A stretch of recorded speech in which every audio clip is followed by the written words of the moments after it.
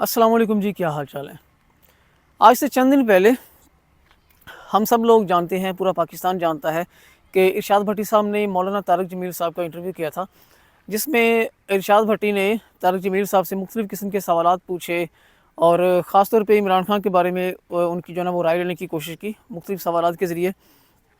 تو ایک سوال انہوں نے پوچھا جس کے جواب میں مولانا طارق جمیل صاحب نے کہا کہ عمران خان ایک سچا، دیانتدار، ایماندار اور مومن بندہ ہے۔ اب مومن کی پہچان کس بندے کو ہوگی؟ مومن کی پہچان مومن بندے کو ہوگی، شرابی کی پہچان شرابی بندے کو ہوگی، چرس پینے والے کی پہچان چرسی بندے کو ہوگی، اور یہ جو ایک خاص قسم کے جو ہے طبقے ہیں اور مخصوص طبقے کے بندے ایک دوسرے کو جو ہے نا وہ پہچان لیتے ہیں۔ پہلی بات یہ تھی۔ دوسری بات یہ ہے کہ ارشاد بھٹی صاحب نے جب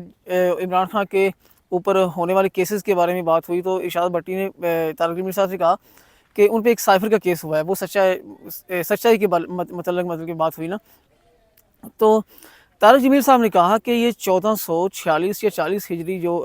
سم تھنگ جو ہے وہ یہ بتائی گئی کہ یہ ہجری چل رہی ہے اور آج تک کسی بھی بندے پہ عدت کا کیس نہیں ہوا۔ اس کی وجہ یہ ہے کہ اس میں جو ہے وہ معتبر گواہی جو ہوتی ہے وہ عورت کی چلتی ہے، اور یہ جو کیس ہے وہ بھی عمران خان پہ ہوا ہے، جو کہ تاریخ میں آج تک 1400-1500 سال ہو گئے ہیں کسی بندے پہ نہیں ہوا۔ تو مولانا طارق جمیل صاحب کے یہ خیالات تھے عمران خان کے بارے میں۔ اب میں یہ انٹرویو سننے کے بعد میرے کیا جذبات تھے، میرے کیا خیالات تھے، ان میں کیا اضافہ ہوا ہے، کیا کمی ہوئی ہے، میں وہ آپ کو بتانا چاہتا ہوں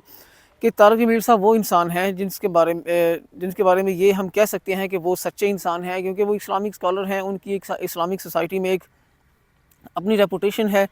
کیونکہ ہر طرح کے مسائل پوچھنے کے لیے لوگ ان کے پاس جاتے ہوں گے، ان کے پاس جاتے بھی ہیں، اور سوشل میڈیا پہ ہم نے ان کی بہت سی تقاریر سنی ہیں، بہت سے بیانات سنے ہیں جو کہ ایسے ہم کہہ سکتے ہیں کہ اسلام کی بالکل جو نا وہ عکاسی کرتے ہیں مسائل کی۔ تو ایک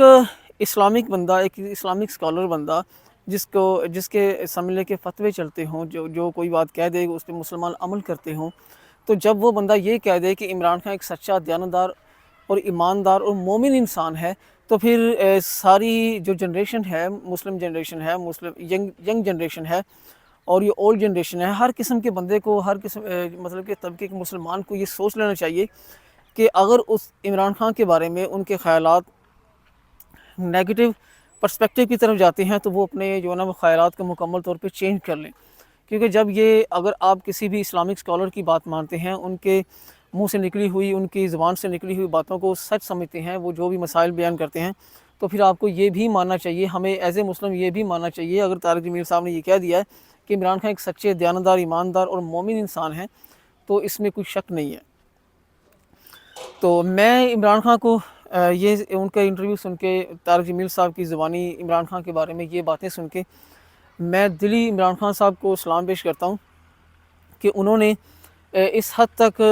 پاکستانی سوسائٹی کو انفلوئنس کیا ہے کہ آج ہر بندہ یہ کہتا ہے کہ ایک شعور کا جو نا وہ جن ہے وہ بوتل سے نکل چکا ہے، اور یہ جن جو ہے وہ اس عوام کی طرف اگر بھیجا گیا ہے تو وہ عمران خان کی طرف سے بھیجا گیا ہے۔ تو